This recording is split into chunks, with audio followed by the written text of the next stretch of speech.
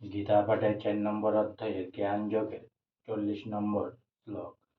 অজ্ঞ-ছা শ্রদ্ধানস্য সংশয়াত্মা বিনশ্যতি নায়ং লোকোऽস্তি ন পর ন সুখং সংশয়ান্তং।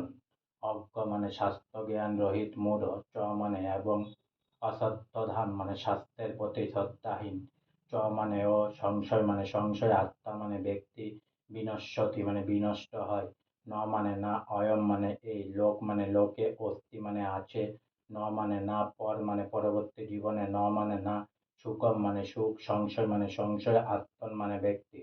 অনুবাদ: অজ্ঞ ও শাস্ত্রের প্রতি শ্রদ্ধাহীন ব্যক্তি কখনোই ভগভক্তি লাভ করতে পারে না।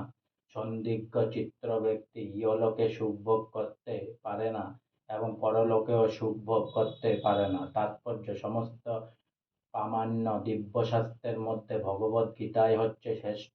যে সমস্ত মানুষের প্রবৃত্তি প্রায় পশুদের মতো, তাদের শাস্ত্রজ্ঞান অথবা শাস্ত্রের প্রতি শ্রদ্ধা থাকে না।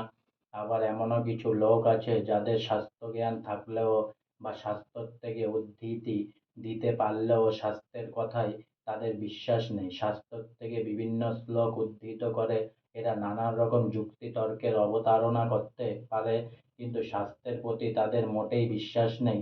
আবার আর এক ধরনের মানুষ আছে যাদের ভগবদ্গীতার প্রতি বিশ্বাস থাকলেও তারা বিশ্বাস করে না যে ভগবান শ্রীকৃষ্ণই হচ্ছেন পরমেশ্বর, তাই তারা তার আরাধনা করে না। এ ধরনের মানুষদের মনে কৃষ্ণ ভাবনার উদয় হয় না, তারা অধঃপতিত হয়।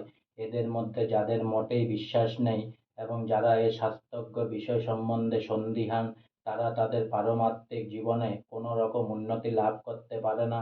ভগবান এবং তার মুখ নিঃসৃত বাণীর প্রতি যাদের শ্রদ্ধা নেই, তারা কখনোই ভগবত তত্ত্বজ্ঞান লাভ করতে পারে না।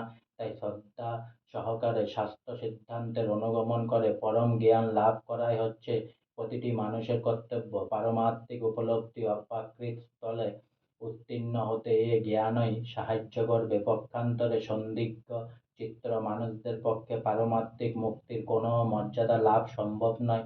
তাই প্রতিটি মানুষের কর্তব্য হচ্ছে গুরু পরম্পরায় যে সমস্ত মহান আচার্য আছেন তাদের পদাঙ্ক অনুসরণ করে সাফল্য লাভ করা। আজকে আমার গীতা পাঠের ৪ নম্বর অধ্যায়ের জ্ঞান যোগের ৪০ নম্বর শ্লোক এখানেই সমাপ্ত হলো। অনেক অনেক সাবস্ক্রাইব করুন, অনেক অনেক লাইক করুন, অনেক অনেক ভালো থাকুন, অনেক অনেক সুস্থ থাকুন, অনেক অনেক হেল্প করুন সবাই সবাইকে। আর সঙ্গে বলুন হরে কৃষ্ণ কৃষ্ণ কৃষ্ণ হরে হরে, হরে রাম রাম রাম হরে হরে, রাধে রাধে।